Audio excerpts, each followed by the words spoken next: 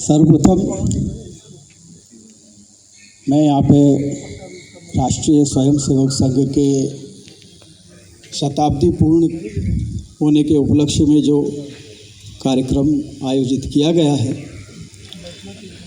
वहाँ पर उपस्थित आप सभी महानुभावों का बहुत बहुत आभार व्यक्त करता हूँ कि मुझे इस पावन मंच पर अपने विचार साझा करने का यह अवसर प्रदान किया गया है। वर्तमान समय में सनातन धर्मावलंबियों के लिए अस्तित्व का प्रश्न खड़ा हो गया है, या यूं कहिए कि खड़ा होने जा रहा है। भारतीय संस्कृति, सनातन संस्कृति विश्व की प्राचीनतम संस्कृति है। एक समय था जब संपूर्ण विश्व सनातनी था। अगर मैं यूँ कहूँ कि मानव सभ्यता का प्रारंभ ही सनातन धर्म से हुआ है तो ऐसा कहने में कोई अतिशयोक्ति नहीं होगी। लाखों वर्षों पूर्व हमारे ऋषि मुनियों ने हमें सनातन धर्म से परिचित कराया था और तब से ये परंपरा आज तक चली आ रही है। उपनिषद कहते हैं स एकाकी न रमते स द्वितीय में इच्छत, अर्थात उस परब्रह्म का अकेले में मन नहीं लगा, उसने दूसरे की इच्छा की। ये तब की बात है जब ये सृष्टि की रचना नहीं हुई थी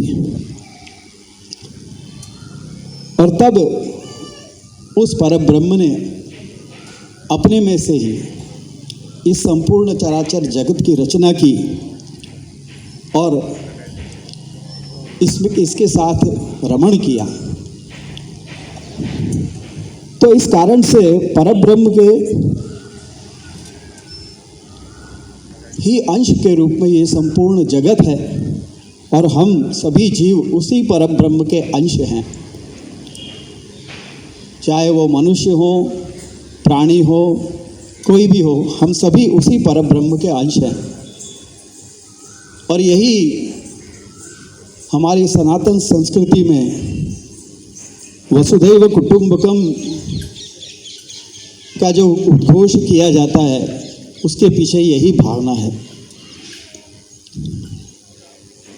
ये सत्य है कि जगत के सभी जीव अर्थात हम सभी उसी परमात्मा के अंश हैं, परंतु परमात्मा ने अपनी लीला के लिए इस जगत की रचना की है और लीला में विविधता न हो तो आनंद नहीं आता।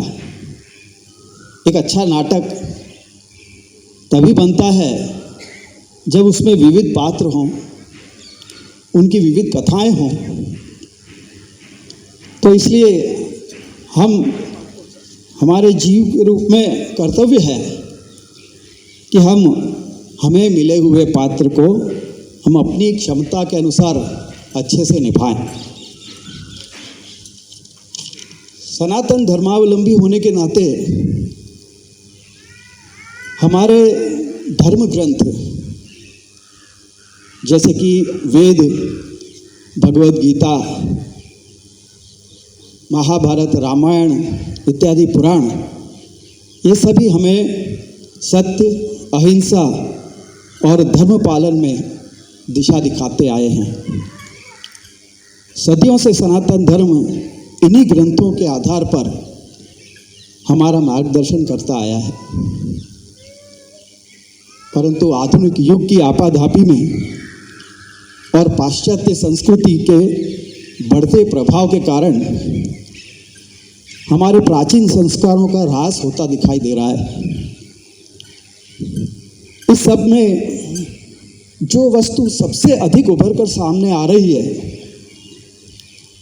वो है यही है कि हम सनातनियों में एकता की भावना का अभाव, धर्मनिरपेक्षता का सही अर्थ समझे बिना हम बस अपने धर्म को हीन और अन्यों को प्रसन्न करने को ही धर्मनिरपेक्षता मान बैठे हैं। इस सब के चलते हमें अपने धर्म में जात पात का भेद दिखाई देने लग गया और हम सनातन धर्म के महत्व को भूलने लगे हैं। एकता की भावना कहीं खो गई है। ऐसे में जब हम हिंदू एकता की बात करते हैं तो हमारी आंखों के सामने जो पहला नाम आता है वह है छत्रपति शिवाजी महाराज का। शिवराया ने केवल तलवार ही नहीं उठाई, परंतु उन्होंने बिखरे हुए हिंदुओं को और मावलों को संगठित करके हिंदवी स्वराज्य की स्थापना की। ये हम सभी जानते हैं। महाराज ने हमें सिखाया कि एकता ही असली शक्ति है। उन्होंने जाति पाति के बंधनों को तोड़कर प्रत्येक हिंदू को एक भगवा ध्वज के नीचे खड़ा किया। आज हमें फिर से उन्हीं शिवशाही विचारों की आवश्यकता है, जहां मैं नहीं बल्कि हम और हमारा धर्म ये सर्वोपरि हो। दूसरी ओर स्वामी विवेकानंद जी, उन्होंने पूरे विश्व को दिखाया कि हिंदू धर्म केवल कर्मकांड ही नहीं बल्कि एक जीवन दर्शन है। स्वामी जी कहते थे कि गर्व से कहो हम हिंदू हैं। उन्होंने युवाओं का आह्वान किया कि उठो, जागो और लक्ष्य प्राप्ति तक मत रुको। आज का युवा यदि व्यसनाधीन हो गया, फिर चाहे वो स्क्रीन का ही व्यसन क्यों न हो, तो फिर राष्ट्र का भविष्य अंधकार में चला जाएगा। इसलिए युवाओं को योग और संस्कारों का मार्ग अपनाना पड़ेगा। हमारे प्राचीन ग्रंथों वेद, उपनिषद और गीता इत्यादि में जो ज्ञान दिया गया है उसे आज की पीढ़ी तक पहुंचाना हमारा कर्तव्य है। आज के बच्चे मोबाइल में व्यस्त हैं।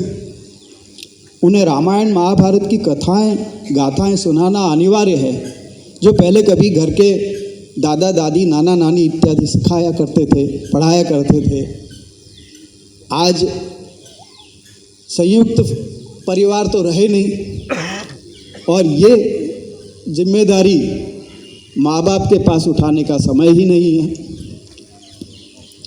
मेरा विनम्र निवेदन है कि हमारे मंदिर केवल दर्शन तक ही सीमित न रहें, बल्कि वे बाल संस्कार केंद्र बने। वहीं से समाज सेवा और एकता की शिक्षा दी जानी चाहिए।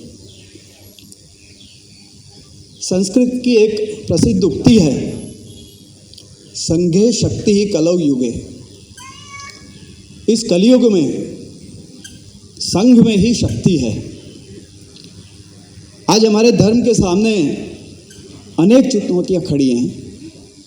यदि हम जात पात के राजनीति में उलझे रहे तो हम अपने गौरवशाली इतिहास को भूल रहे हैं। याद रखिए, जब शत्रु आक्रमण करता है